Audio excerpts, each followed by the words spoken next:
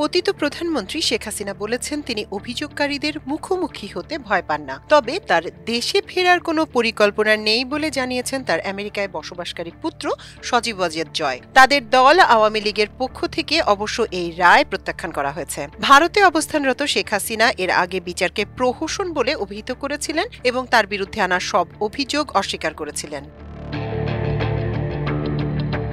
বিচারের রায় হওয়ার পর বিচারের ব্যাপারে দেয়া 5 পৃষ্ঠার এক বিবৃতিতে শেখ হাসিনা বলেন, এমন একটি ট্রাইব্যুনাল যেখানে ন্যায্যভাবে অভিযোগ যাচাই বাছাই করা হয় সেখানে অভিযোগকারীদের মুখোমুখি হতে আমি ভয় পাই না।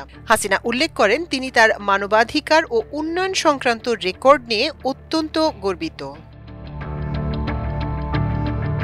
তিনি সোমবার দুপুরে প্রকাশিত রায়কে অগ্রহণযোগ্য বলে অভিহিত করেন। হাসিনার বিরুদ্ধে 3টি অভিযোগ প্রমাণিত হয়েছে। প্রথম অভিযোগে আমৃত্যু কারাদণ্ড ও দ্বিতীয় অভিযোগে মৃত্যুদণ্ড দিয়েছে আন্তর্জাতিক অপরাধ ট্রাইব্যুনাল।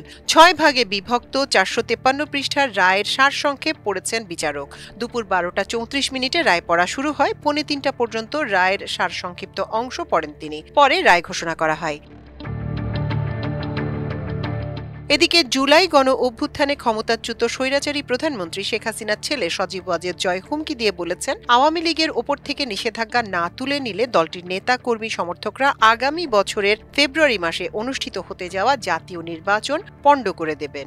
সেই সঙ্গে পরিস্থিতি অবনতি হলে আন্দোলন সহিংসতায় রূপ নিতে পারে বলেও হুঙ্কার দেন তিনি। রোববার ব্রিটিশ বার্তা সংস্থা রয়টার্সকে দেয়া এক সাক্ষাৎকারে এই হুমকি দেন জয়। তিনি আরো বলেন, ওরা আমার মায়ের সঙ্গে আর কি করতে পারে? আমার মা ভারতে নিরাপদে আছেন, ভারত তাকে পূর্ণ নিরাপত্তা দিচ্ছে। শেখ হাসিনার এই সাবেক উপদেষ্টা আরো বলেন, আওয়ামী লীগের অংশগ্রহণ সহ গণতান্ত্রিকভাবে নির্বাচিত সরকার ক্ষমতায় না এলে তারা আপিল করবেন। উল্লেখ্য যে নোবেল বিজয়ী ড. মোহাম্মদ ইউনূসের নেতৃত্বাধীন অন্তর্বর্তী সরকার জাতীয় নিরাপত্তার হুমকি এবং দলের শীর্ষ নেতাদের বিরুদ্ধে যুদ্ধাপরাধ তদন্তের কথা উল্লেখ করে চলতি বছরের মে মাসে আওয়ামী লীগের রাজনৈতিক কার্যক্রম নিষিদ্ধ করার পর দলটির নিবন্ধন স্থগিত করা হয়।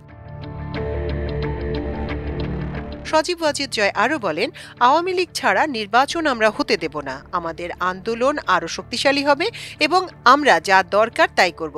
আন্তর্জাতিক সম্প্রদায় কিছু না করলে শেষ পর্যন্ত নির্বাচনের আগে বাংলাদেশ সম্ভবত সহিংসতা ঘটবে, মুখোমুখি সংঘর্ষের অবস্থা তৈরি হবে। এর আগে গত মাসে রয়টার্সকে শেখ হাসিনা জানান তিনি দিল্লিতে স্বাধীনভাবে চলাফেরা করতে পারলেও নিরাপত্তাজনিত কারণে সতর্ক থাকতে হয়।